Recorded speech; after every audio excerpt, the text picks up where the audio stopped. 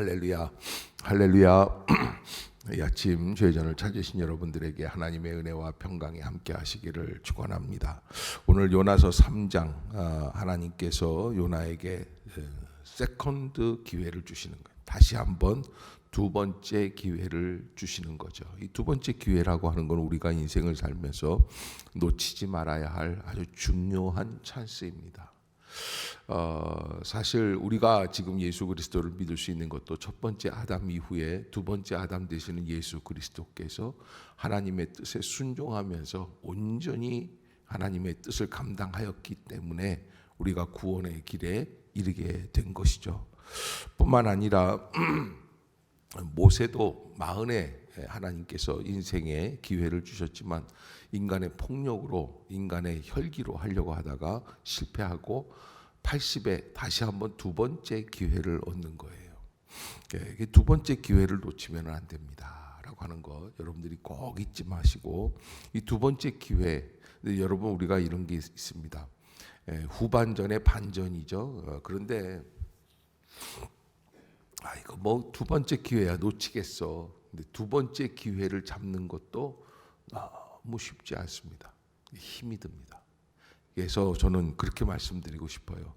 사람의 생각대로 할 수가 없습니다. 사람의 생각대로. 우리가 흔히 간증을 듣다 보면 하나님께서 나를 치셨습니다. 그래서 내가 하나님 앞에서 기도하면서 울부짖고 있다가 하나님의 음성을 듣고 내가 주의 일을 하게 되었습니다. 그러는데 그거 어려워요. 하나님 앞에 나아가서 회개하면서 돌이키는 것 자체가 어려워요. 쉽지가 않아요. 누구나 병든다고, 누구나 사업이 실패했다고, 누구나 괴로움을 겪는다고 그렇게 하는 게 아니더라는 거예요. 그래서 우리가 하나님께서 주시는 이 두 번째 찬스. 근데 여러분 사실 우리 대부분이 지금 두 번째 길을 걸어가고 있다라고 하는 것을 잊지 마시기를 바랍니다. 하나님은 두 번째 요나에게 다시 한번 기회를 주십니다. 이 기회를 얻기까지 요나는 어디에 있었습니까? 바로 고래 뱃속에 있었어요. 물고기 뱃속에서 사흘을 썩으면서, 그 썩은 내가 나는 그 자리에서, 있을 수 없는 그 자리에서 하나님 앞에 무엇으로 했다고요? 나는 감사하는 목소리로 주께 제사를 드렸다. 감사하는 목소리로 주께 제사를 드렸다. 이 썩은 뱃속에서 정말 드디어 요나가 한 가지 깨달은 게 감사라는 거예요. 감사. 아하, 하나님이 나를 선택해 주시고 불러주시고 사용해 주시는 게 감사하구나. 철저한 회개가 있었죠. 여러분 우리가 정말 좋은 환경에서 감사를 깨닫기가 어렵고요. 정말 처참한 상황에 들어갔을 때 비로소 감사를 깨닫는 거죠. 이 감사를 깨닫는 것 자체도 기적이에요. 그래서 제가 여러분들에게 말씀을 드리는 것은 하나님께서 주시는 그 모든 은택을 잊지 않는 심령이 되었으면 좋겠다. 실패하는 사람, 성공하는 사람 대부분의 차이는 어디에 있느냐면 감사하느냐, 하나님을 기억하느냐, 하나님 중심으로 살아가고 있느냐라고 하는 것. 실패하는 사람들의 특징 중에 가장 중요한 순간에 하나님을 떠나요. 하나님을 배제하고 생각합니다. 인간의 논리로 계산을 하죠. 인간의 냉철한 이성을 갖고 있어야 된다고 생각을 합니다. 그래야 우리에게 가장 중요한 이런 것들이 있지 않겠는가, 논리로 생각을 합니다. 여러분 제가 이런 말씀을 드려서 죄송한데 헌금 드릴 때 논리로 생각하면요 드릴 수가 있어요, 없어요? 없어요. 내가 이 새벽에 나오는 것도 이게 논리로 생각을 하면 나올 수가 없어요. 왜? 쉬어야지 돼요. 피곤해요. 힘이 들어요. 그 논리를 뛰어넘어서 나오는 게 하나님께 드리는 시간들이에요. 우리가 하나님 앞에서 어떻게 해야 하나님의 뜻을 감당할 수 있습니까? 라고 하는 것을 잊지 말아야 되고요. 두 번째, 하나님은 요나에게 다시 한번 기회를 주십니다.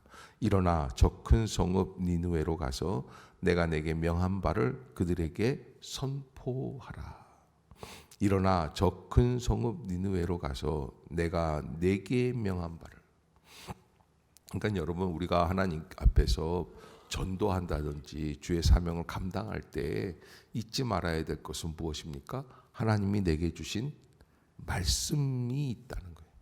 그것대로만 하면 되는 거예요. 왜냐하면 요나가 여기 보는 본문에서도 사실은 그 엄청난 메시지를 한 게 아니거든요. 요나가 여호와의 말씀대로 일어나서, 그러니까 하나님께서 계속 말씀해 주시는 게 뭐냐면, 첫 번째 1절에도 여호와의 말씀이 요나에게 임하였고, 2절에도 내가 내게 명한 바 그 말씀을 그들에게 선포하라. 3절에도 여호와의 말씀대로 일어나서, 그러니까 모든 일들이 이제 말씀에 집중하고 있다라는 것을 보게 돼요. 그래서 우리가 하나님께서 주시는 그 말씀 앞에 또 여러분들이 가장 중요하게 생각해야 될 게, 주일에 선포되어지는 말씀과 이 새벽이라든지 금요 심야 때 선포되어지는 이 말씀들을 앞에 여러분들은 어떠한 반응으로 살아가고 있습니까? 라고 하는 거예요. 말씀이 있어야지 돼요. 그 말씀대로 일어나서 니느웨로 가니라. 니느웨는 사흘 동안 걸을 만큼 하나님 앞에 큰 성읍이더라. 이 대부분 이 사흘 동안 걷는다라는 건 약 한 100km가 넘는다라는 건데 어마어마한 사이즈죠. 요나가 그 성읍에 들어가서 하루 동안 다니며 외치되 이르되 40일이 지나면 니느웨가 무너지리라 하였더니, 그러니까 다른 얘기가 아니에요. 40일이 지나면 니느웨가 무너지리라. 이게 단순한 메시지죠. 40일이 지나면 니느웨가 무너지리라. 하나님 말씀하셨다. 뭐 이렇게 말씀을 했었을 거예요. 그런데 이게 놀라운 반응이 일어납니다. 왜 그렇습니까? 여기 3절에 보면 요나가 누구의 말씀하신 대로? 여호와의 말씀대로라고 하는 거예요. 여호와의 말씀대로. 하나님이 인도해 주시는 데 있어서는 가장 중요한 게 인간의 계산된 언어가 필요가 없어요. 말씀대로 증거하니까 그들이 믿고 금식을 선포하고 높고 낮은 자를 막론하고 굵은 베옷을 입게 되었다. 영국의 그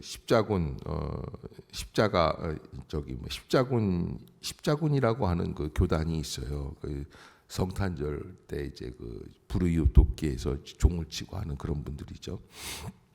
윌리엄 부스가 총사령관입니다. 그에게 물었습니다. 이 시대의 가장 큰 문제는 뭐라고 생각합니까? 그거는 중생 없는 용서를 전파하는 철학적 기독교. 중생 없는 용서를 전파하는, 철저하게 회개하지 않고 철저하게 나 자신을 돌아보지 않고 그저 예수 그리스도를 머리로 신념으로 생각하는 기독교. 이게 제일 가장 큰 문제라는 거예요. 철저하게 회개하고 철저하게 낮아지면 하나님께서 다시 일으키실 수 있는 길이 있다는 거예요. 또 예수 없는, 그리스도 없는 기독교. 여러분, 우리가 예수를 믿는다고 하지만 사실은 우리의 삶 속에서 예수가 사라지고 누가 있습니까? 내가 나타나는 거예요. 성령 없는 신앙. 성령의 역사를 다 없애버리고, 그리고 오직 냉랭한 머리로만 생각하는, 회개 없는 복음, 지옥 없는 천국. 지옥을 강조하지 않고 하나님을 믿지 않고 지옥에 갈 수밖에 없다고 하는 그 사실을 다 배제하고, 그리고서는 하나님 앞에 복음을 증거하는, 그것들이 다 위기라는 거예요. 그래서 교회가 기도를 잃어버리고 교회는 능력을 잃어버린다. 그러니까 교회는 기도를 잃어버리게 되면 능력도 없어지는 거죠. 마치 삼손이 머리카락이 잘렸을 때 그의 힘도 빠져나가듯이 우리에게 있어서 가장 중요한 것은 예수 그리스도, 그리고 회개, 그리고 성령, 그리고 지옥을 깨닫고 돌이키는 그런 천국의 삶을 바라볼 수 있어야지 되는 것입니다. 그러기에 우리가 하나님 앞에서 오늘 본문처럼 니느웨 사람들이 하나님의 말씀을 믿고 높은 자든지 낮은 자든지 막론하고 굵은 베옷을 입고 나왔다. 참 대단한 기적입니다. 뿐만 아니라 어떤 사람까지 하냐면 여기 6절에 보면 왕에게까지, 이야기가 들리고 왕이 왕복을 벗고 굵은 베옷을 입고 제 위에 앉았다. 그래서 여러분 정말 예수 그리스도를 제대로 믿기 시작하면 자기가 살아가던 예수 없이 살던 삶이 얼마나 부질없고 얼마나 부족한 삶인지를 철저히 깨닫는 거예요. 하나님 앞에 완전히 낮아지는 거예요. 예수 없는 사람이 아니라 예수로만 살아갈 수 있는 사람. 아멘. 여러분 꼭 잊지 마세요. 그거는 내가 부유해지거나 건강해지거나 이런 문제를 떠나서 우리 인생의 가장 중요한 이슈다라고 하는 것이죠. 그래서 니느웨 성은 갑작스럽게 어떤 변화가 일어났습니까? 8절에 사람이든지 짐승이든지 다 굵은 베옷을 입을 것이요 힘써 하나님께 부르짖을 것이며 각기 악한 길과 손으로 행한 강포에서 어떻게 될 것이다? 떠날 것이라. 그렇게 해서 전체 니느웨가 회개하게 되었습니다. 이제 진정한 회개는 어떤 겁니까? 여기 오늘 니느웨 사람들도 알고 있는 거예요. 각기 어떤 길? 악한 길. 자기의 혈기, 자기의 생각, 자기의 교만, 자기의 판단, 자기가 정죄하던 그 모든 죄악적인 습관에서 떠나는 거예요. 손으로 행한 강포에서도 떠나는 거예요. 강도질, 뭐 이런 도둑질 이런 것들이 있죠. 9절 시작. 하나님이 뜻을 돌이키시고 그 진노를 그치사 우리가 멸망하지 않게 하시리라. 그렇지 않을 줄을 누가 알겠느냐 한지라. 이게 니느웨 성 사람들이 한 얘기입니다. 하나님이 어떻게 해요? 뜻을 돌이키사. 뜻을 돌이키사. 그 니느웨 사람들도 하나님을 바라볼 줄 아는 거예요. 하나님을 알지 못하던 사람들이 40일이 지나면 이 성이, 이 큰 성읍이 멸망한다는 말에 뜻을 돌이키시고 진노를 그치사 우리가 멸망하지 않게 하시리라. 그렇지 않을 줄을 누가 알겠느냐. 근데 사실 이 요나서에서 우리에게 증거하고 있는 말씀 중에 한 가지, 니느웨 성이 변화되었다, 회개하였다라는 말씀에 여러분들은 뭘 느끼세요? 사실은 이게 니느웨 사람들을 향한 메시지가 아니에요. 니느웨 사람들도 변화되는데 당시 여로보암 2세거든요. 아모스 선지자가 그렇게 외쳤는데 북이스라엘 사람들은 회개합니까? 안 합니까?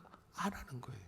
이방인들도 회개하는데, 이방인들도 두렵고 떨는데 이스라엘 사람들, 하나님의 사람들이란 선민들이 그 더 변화되지 않는 거예요. 그리고 뻣뻣하고 교만하게 자기들이 하는 일이 최고라고 생각을 하는 거죠. 거기에 하나님의 완전한 멸망의 역사가 시작이 되는 포인트가 거기에 있어요. 그래서 10절을 한번 봅시다. 시작. 하나님이 그들이 행한 것 곧 그 악한 길에서 돌이켜 떠난 것을 보시고 하나님이 뜻을 돌이키사 그들에게 내리리라고 말씀하신 재앙을 내리지 아니하시니라. 아멘. 하나님이 그들이 행한 것 곧 그 악한 길에서 돌이켜 떠난 것을 보시고, 그래서 하나님 앞에서 먼저 회개하는 모습을 갖추어라. 하나님 앞에서 어떻게 해야 뜻을 돌이키며 우리가 악한 길에서 돌이켜 떠난 것을 바라볼 수 있는가? 선한 쪽으로 생각하고 긍정의 사고방식을 가지고 그 최악의 순간에도 감사하며 나아갈 때, 그때 이루어지는 것이죠. 나는 변화되지 않고 나는 움직이지 않으려고 하고 내가 맞다고 생각을 할 때 그때 위기가 오는 겁니다. 그것을 잊지 마시고 하나님 앞에서 합당한 심령으로 다시 말씀 앞에 바로 설 수 있는 우리 모두가 될 수 있기를 주의 이름으로 부탁합니다. 기도하겠습니다.